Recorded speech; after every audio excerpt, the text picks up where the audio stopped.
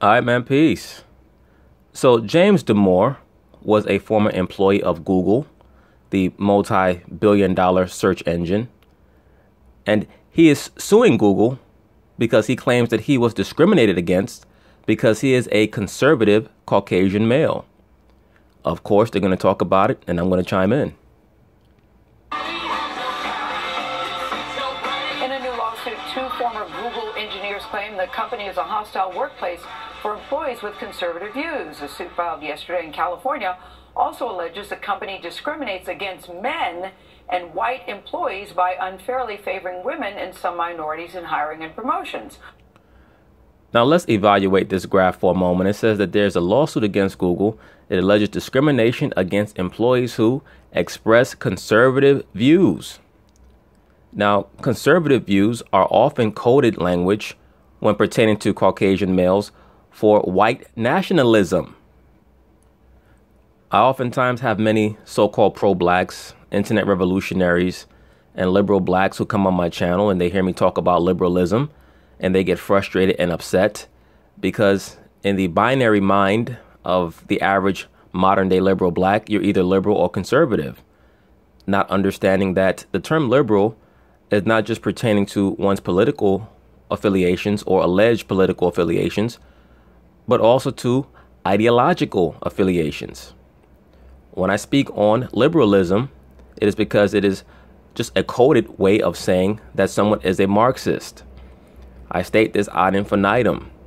Some people it just does not permeate their skull for whatever reason. In regards to conservatism, as I've already stated, conservative is oftentimes just coded language for a white nationalist, and that's their business. I don't get involved in the circular racial conversation. I really don't care because I don't waste my time concerning myself with what the Caucasian person thinks on any topic. And that's the major problem with the so-called black man here in this society.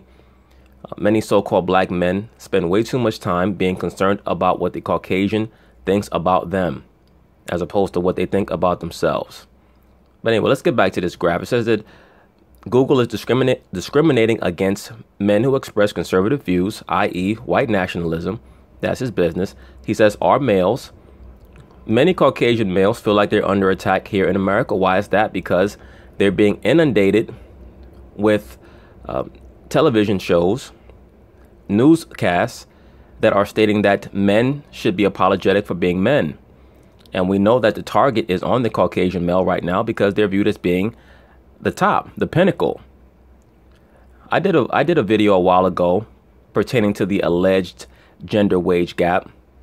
And it showed you in that video how when the CBS Morning News attempted to display what they called the gender wage gap, it showed you what the real intent behind it was, which was to help the various demographics of females in this society attain to the level of the Caucasian man. Because when they showed the pie chart, the graph, they compared the percentage of white women, black women, and Hispanic women and what they made in regards to income compared to what the average white male made to do the same job. They did not compare them to the average male, and they did not show how much a black female was making compared to what a black male was making to do the same job. They didn't show what a Hispanic female was making in regards to income compared to what a Hispanic male was making to do the same job. It was all three demographics of females compared to the white male, because the Caucasian male is viewed as the pinnacle. So this is really not a gender issue. It is a male hegemony issue, and the Caucasian male is in rulership. As I state over and over again incessantly on this channel, the so-called black man is at the bottom of the totem pole in regards to the liberal hierarchy, and he is non-existent on the conservative hierarchy. And of course, the last criteria says are Caucasian. Why is that? Because he's a so-called white nationalist. One of the engineers, James Damore, was fired in August after posting controversial opinions to an internal Google message board. CBS News legal analyst Ricky Kleeman is here. Ricky, good morning. Good morning. A lot of people say this is rich. I saw a lot of eye rolls this morning when we were just talking about it upstairs, because white men dominate most industries, including, I look around the room, a lot of white men in this room. So it seems very hard to understand how you could have a case. Now, I hope that you brothers just heard what Miss Gayle King stated and the way in which she stated it. Because to me, that falls in line with the delusional mentality that many of these liberal black females have, who are determined to try to graft themselves into the corporate world, but who think that they're going to do so while trying to push or promote a confrontational style of dialogue. Brothers, this is why I tell you that the so-called liberal black female has three alter egos. And that is that she's a globalist, meaning she wants everyone to come together. They're normally pro-homosexual, pro-race mixing, even though they talk about black love. The average black female, liberal black female that talks about black love, if a Caucasian man hit on her and he had his stuff together, she would run off with him and not even take a second thought. Believe me, a lot of that is a front. She has the racialist angle where she tries to front as if she's concerned about racial issues. And then her main alter is the feminist angle.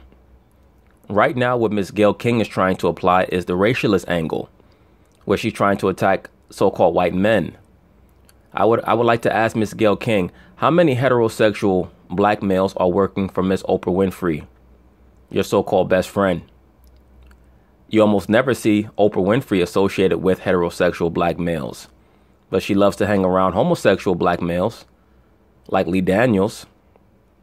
She loves that. So this is part of the hypocrisy of the liberal black female, and that's why I tell you, brothers, not to trust them.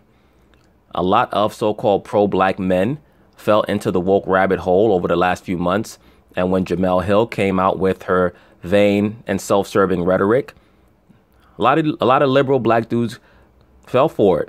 Oh, she's a strong black sister and this. And then, of course, right down the hatch following her so-called assault, verbal assault on Donald Trump, it was black men are the white people of black people. Because that was her sole focus the whole time, brothers. You cannot trust the liberal black female. And for Gayle King to sit there and say she does not understand how a Caucasian man could be discriminated against because there's Caucasian men there and over here, and they're dominating every field. That is more indicative of the Caucasian male having a ruling class mentality. When you get on top and you fight your way to get to the top, you're supposed to do what you can to preserve your power. It's up to the so-called black man to attain a ruling class mentality so that he can build his own.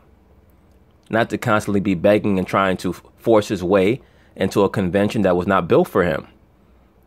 That's the frustration of the modern day liberal black female, particularly like Gayle King, who's trying to find her way and self-define herself in a convention that's not made for her.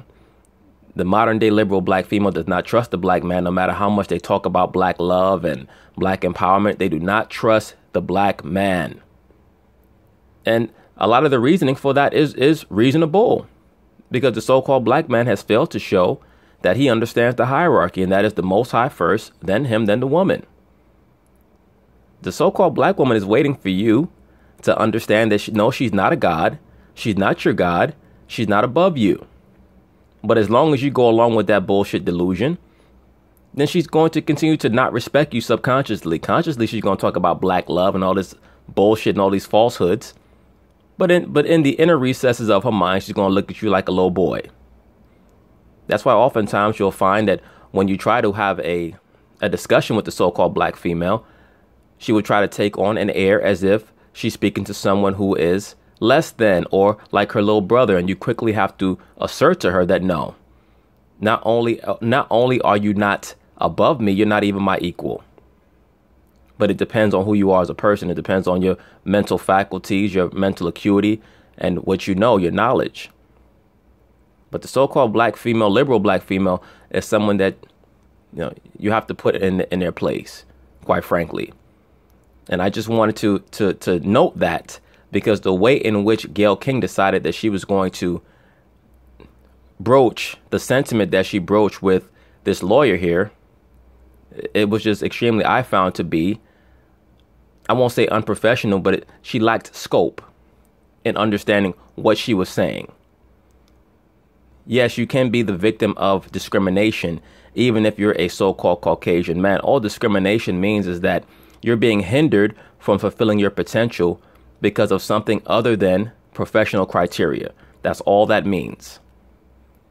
And when you decide that you're going to try to hold everyone accountable for what you perceive to be an oppressive environment, then that makes you teeter-tottering on the borders of being unprofessional.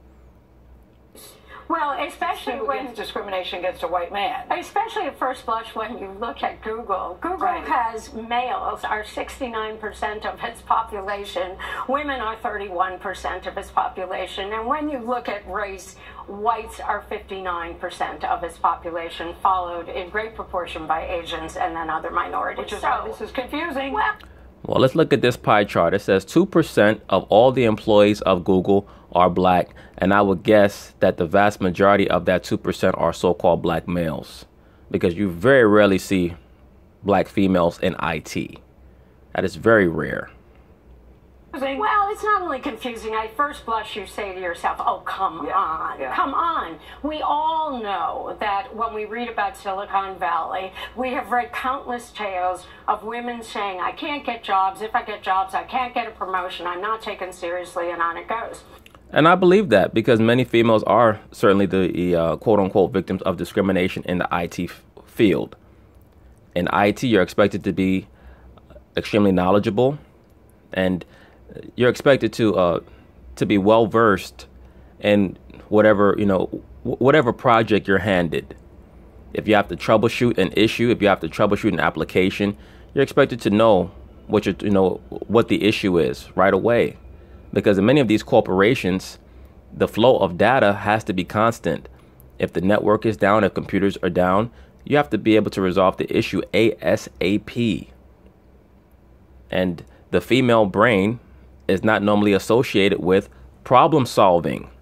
It's just the fact of the matter. Normally, the female brain is associated with problem causing. Now, certain people might say, well, that's a stereotype. That's unfair. It just is what it is. I'm just speaking the truth in regards to that issue. And once again, like I stated, when I saw that pie chart and it says only 2% of employees at Google are so-called black, I would gander that the vast majority of the black employees at Google are most likely black males. Because if the females are having a hard time gaining employment in IT, I'm sure that at a mega corporation like Google, at least for right now, they're having a hard time hiring so-called black females. I'm sure about that, at least for now. But right now, we're in the midst of the hashtag #MeToo atmosphere and environment, so who knows? But I make these videos geared towards the so-called black man so that he can understand the environment that is coming into play. The atmosphere that's being brought to the forefront. It's going to be a very confrontational atmosphere in the cult that I call corporate America very soon. So as a so-called black man, you're going to see a lot of demographics. They're going to try to act like they're on your side, like the liberal black female, until they get a foothold. And then they're going to kick you down. Because as I've stated, on the totem pole, on the hierarchy, the so-called black man is non-existent on the conservative side, and he's at the very bottom on the liberal side.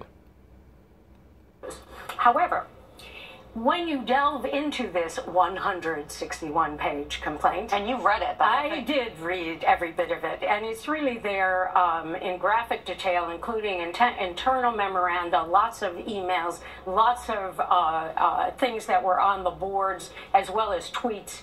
What you do when you go into the company itself is you also have to look at the law. And the law is the surprise. You have a very good lawyer here.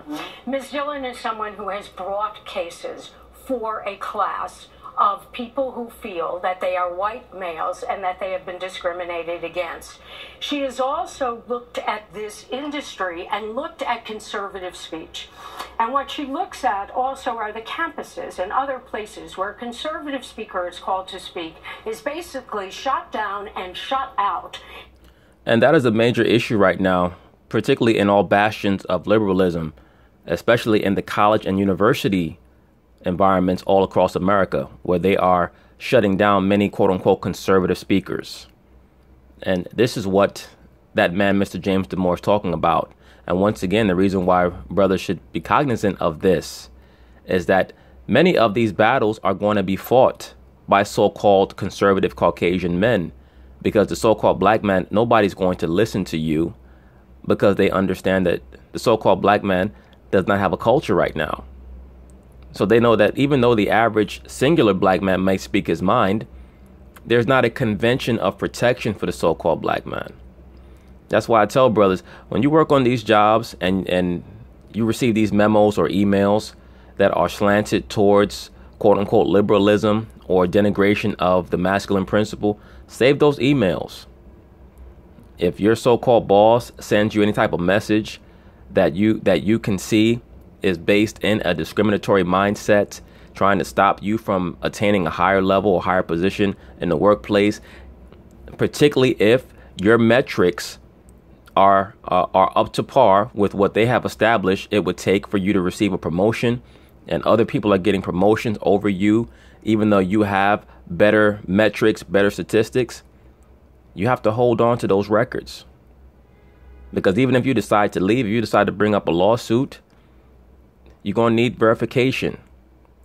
So a lot of these major battles in regards to the counterattack against the feminazi movement are going to be waged by conservative Caucasian males. Because let's understand something.